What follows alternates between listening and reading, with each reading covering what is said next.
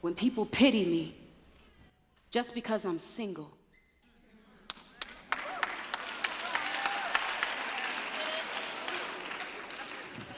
In fact, having a conversation with someone like you feels like being thrust into a circus, but I don't think my act is quite good. See, I try to summer assault you with my eyes and mentally catapult you through rings and hoops of aerial oblivion until you land somewhere past the moment before I pretended not to care what you think. But the truth is, I hate it. My gut starts to do these weird acrobatic stunts because on the inside I am flipping out as you undo me with all of your questions. Like tight ropes unraveling under my unbalanced toes, I start to wobble and tip in the air around answers, careful not to stumble and slip down into the pity-filled net you've prepared for me right below tension and just above pavement. I realize I am not safe in this conversation here with you. As I watch you nod and call me sis, when I just call you a judge on the sidelines, just waiting for me to risk vulnerability and stutter step my way into misrated perceptions you tailor-made for me to outfit, yet your measures of success are way too short. I'm a bigger person than the dimensions of your box. And see, this could have been a great conversation. Except now, now we're 6 whole minutes into this routine and already I'm on display. A showcase of contortions, balancing acts, and uneven bar routines. My mouth, my words on exhibition where verbs are performances and common nouns compete with running time clocks where every subject from my lips is subject to deductions and prepositions. Plie allowed for balance and bronze and score sheets pierce my compound sentences like perfect landings that I could never quite nail. It's always around minute 6 when it happens.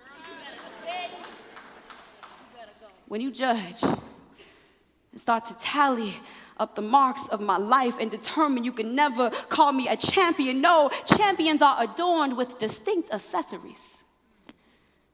Physical evidence of prized potential and conquered hopes, yet you see none when you look at me.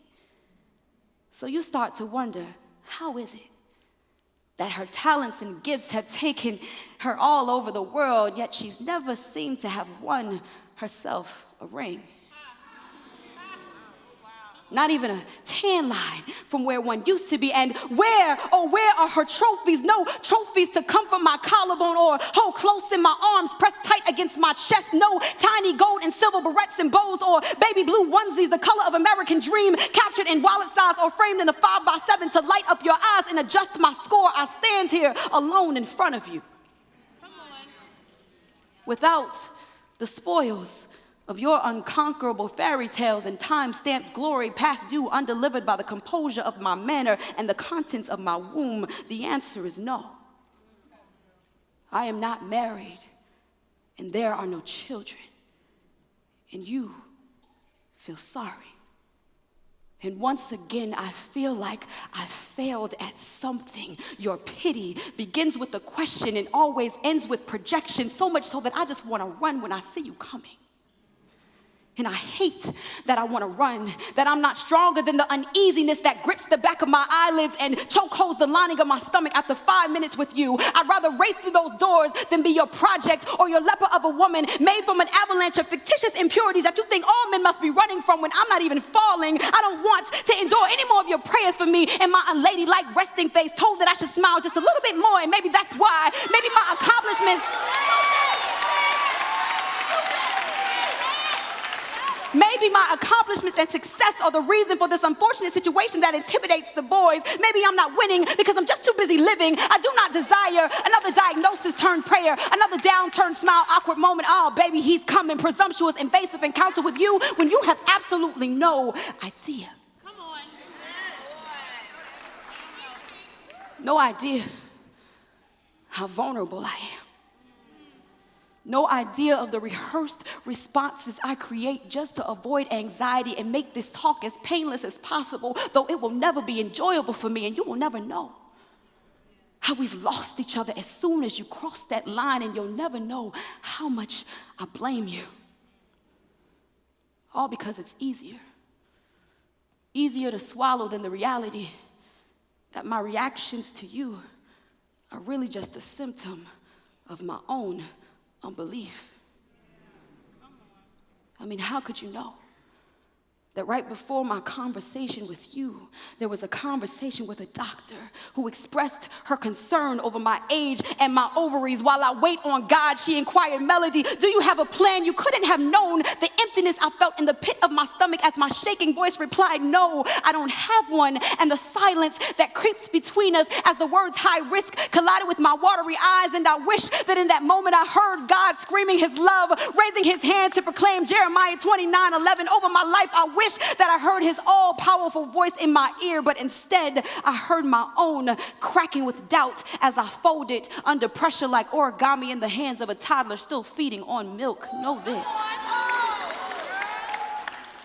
It is a choice, moment by moment, to believe the promises of God, and sometimes I fail.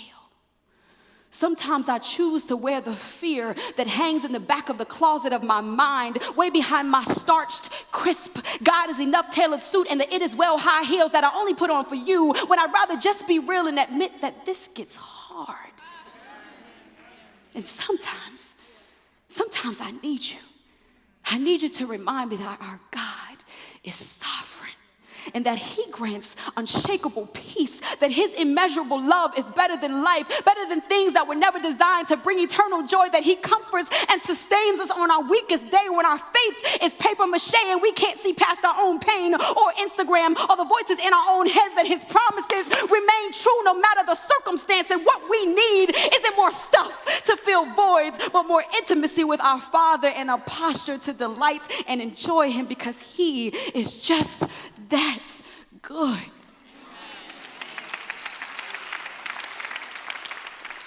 Remind me that unbelief is the root of all sin, and all worry and fear flow from lack of faith in his word, because either he is God or something else is. And we both know better. The absence of grace here between us is proof that we've both failed. So next time, let's just decide to be more thoughtful and focus our conversation through the lens of the one who never, ever fails at all.